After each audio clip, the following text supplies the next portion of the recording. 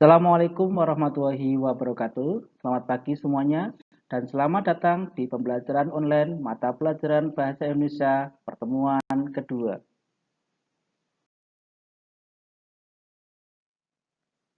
Pada pertemuan hari ini, kita akan masih membahas materi teks berita dengan KD 3.1.1 mengidentifikasi unsur-unsur teks berita, membanggakan dan memotivasi yang didengar dan dibaca.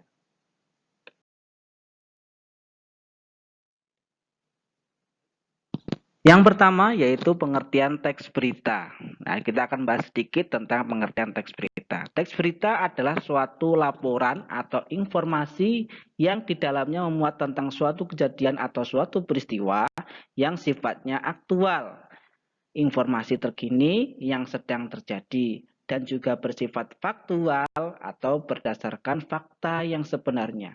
Jadi maksudnya adalah berita yang baik adalah berita yang memiliki dua sifat utama, yaitu aktual dan faktual. Maksud dari aktual adalah peristiwa atau kejadian yang diberitakan ini belum lama terjadi atau sedang terjadi. Kalau kejadiannya atau peristiwa yang diberitakan ini sudah lama, berarti sudah tidak aktual lagi. Selain aktual, berita juga harus bersifat faktual, berdasarkan fakta yang ada, berdasarkan fakta yang sebenarnya. Tidak boleh mengada-ada, tidak boleh bohong. Nah, kalau ada berita yang mengada-ada atau bohong, itulah dinamakan berita hoax. Berita disajikan lewat bentuk cetak, siaran, internet, atau dari mulut ke mulut kepada orang ketiga atau orang banyak. Nah, media berita atau tempat berita itu disajikan itu ada macam-macam. Ada dalam bentuk cetak, contohnya koran, ya. Bentuk siaran itu bisa media elektronik ya. Nah, contohnya ada televisi, radio. Nah, internet pun juga media elektronik. Atau juga medianya manusia. Nah, itu dari mulut ke mulut. Si A cerita tentang berita kepada si B, kemudian B kepada si C dan seterusnya.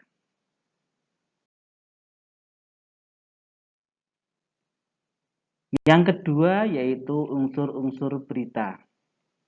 Untuk menentukan sebuah unsur-unsur berita dari suatu berita, kita dapat membuat 6 pertanyaan dan dikenal dengan rumus 5W plus 1H. Ini istilah dalam bahasa Inggris.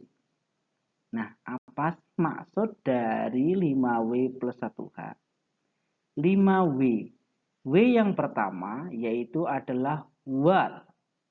Artinya apa? Apa yang sedang terjadi? Itu contoh dari pertanyaannya ya. Jadi nanti yang diminta dari pertanyaan ini, dari what ini, yang diminta pertanyaan dari what ini, jawabannya adalah kejadiannya apa sih? Kejadian dari peristiwa ini apa sih? Dari berita itu apa? Nah itu. Kemudian yang B, W yang kedua yaitu adalah where. Di mana? Di mana peristiwa tersebut terjadi. Nah, jawaban yang diminta dari where ini adalah letak. Lokasi di mana terjadinya peristiwa ini. Di mana lokasi atau letaknya. W yang ketiga adalah when. Kapan? Kapan peristiwa tersebut terjadi? Jawaban yang diminta dari when ini adalah tentunya tentang waktu. Kapan terjadinya peristiwa itu? Waktu itu bisa hari, ya, bisa jam, bisa minggu, bisa tahun, seperti itu. Kemudian yang W yang keempat yaitu adalah who. Siapa? Siapa yang terlibat di dalam peristiwa tersebut? Kalau pertanyaannya siapa, berarti yang diminta adalah orang. Orang atau juga bisa organisasi. Bisa nama orang atau nama organisasi itu juga bisa. Mungkin pelaku bisa atau korban itu juga bisa. Tuh.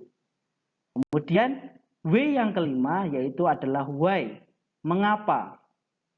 Mengapa peristiwa tersebut atau hal tersebut dapat terjadi? Kalau pertanyaannya mengapa, berarti yang diminta adalah sebab. Sebab terjadinya peristiwa itu apa? Atau sebabnya apa kok bisa terjadi peristiwa itu? Contohnya kejadian kecelakaan. Sebabnya apa? Kok bisa terjadi kecelakaan? Itu. Terus, how? Bagaimana? Bagaimana peristiwa tersebut dapat terjadi? Nah, karena ini satu hanya ini yang terakhir, how ini bagaimana?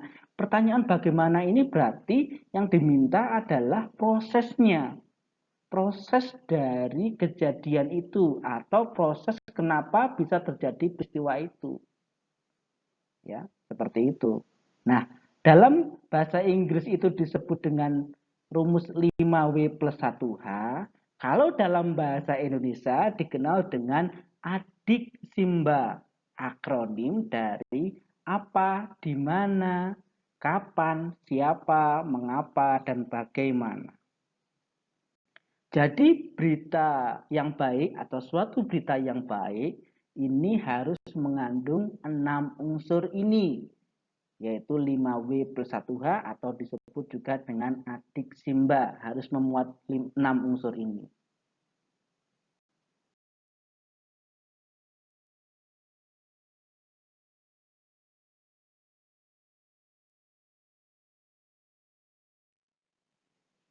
Hasil identifikasi unsur-unsur berita dari teks berita pada buku paket Bahasa Indonesia halaman 2 seperti berikut. Nah, yang pertama tentunya kalian membuat dulu 6 pertanyaan sesuai dengan unsur 5W plus 1H atau juga dikenal dengan adik simba. Nah, ini 6 pertanyaannya, kalian bisa lihat seperti itu. Kemudian jawaban dari 6 pertanyaan itu, itulah yang disebut dengan unsur-unsur berita. Nah, ini contohnya nomor 1, peristiwa apa yang sedang terjadi? Jawabannya di situ adalah padatnya pelabuhan Merak. Nah, padatnya pelabuhan Merak inilah disebut dengan unsur-unsur berita. Unsur berita apa? What. Untuk what, ya. Siapa yang mengalami peristiwa itu? Truk-truk pengangkut barang non sembako. Nah, truk-truk pengangkut barang non sembako ini adalah unsur who atau siapa. Seperti itu dan seterusnya. Semoga kalian bisa memahami. Pada minggu sebelumnya, kalian sudah berlatih yaitu mencari unsur-unsur berita dengan judul berita atau teks berita yaitu remblong mobil minibus hantam pembatas jalan. Nah, kalian sekarang bisa menyimak atau membuka lagi materi yang minggu yang lalu. Kita akan bahas lagi untuk minggu ini.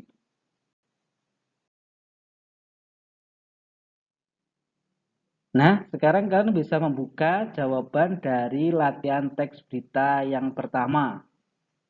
Latihan teks berita yang minggu yang lalu ya. Nah, jawabannya adalah seperti ini. Kalian bisa mencocokkannya dengan jawaban yang ada di layar kalian. Peristiwa apa yang sedang terjadi? Ya, tentunya ini adalah pertanyaan dan untuk what. Ya, peristiwa apa yang sedang terjadi? Itu bentuk dari pertanyaannya. Jawabannya adalah kecelakaan mobil.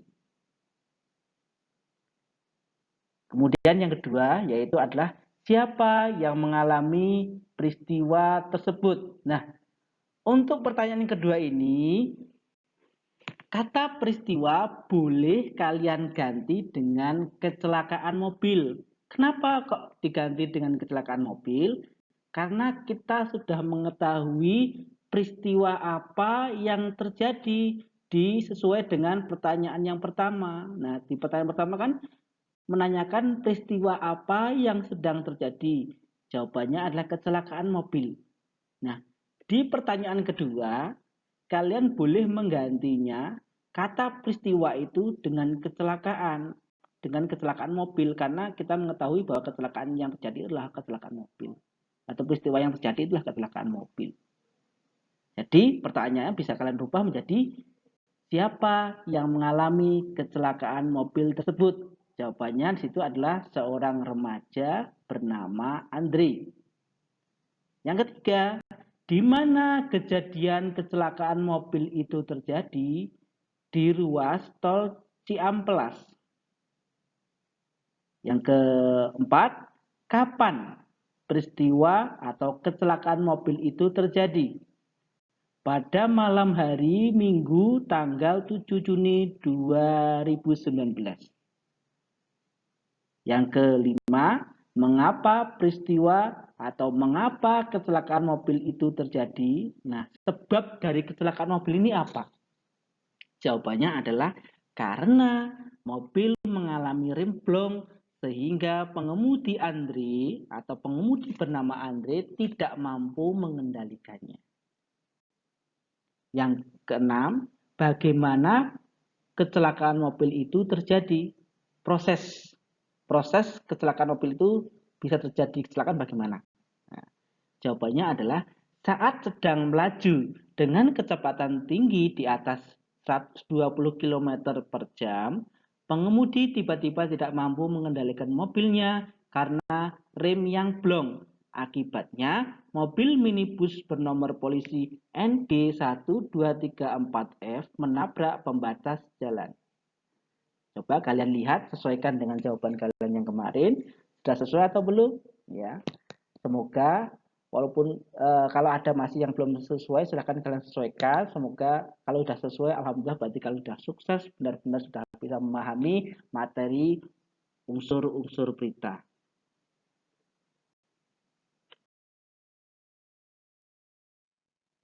Untuk pertemuan kali ini nanti akan ada 2 tugas yang akan saya nilai. Tugasnya masih sama seperti minggu yang lalu, yaitu menentukan unsur-unsur berita. Tugas yang pertama yaitu nanti berupa teks berita. Tugas yang kedua yaitu berupa berita dari radio atau nanti bentuknya adalah audio. Nah, tugas bisa kalian lihat di bagian bawah video ini di dalam Google Classroom. Selamat mengerjakan.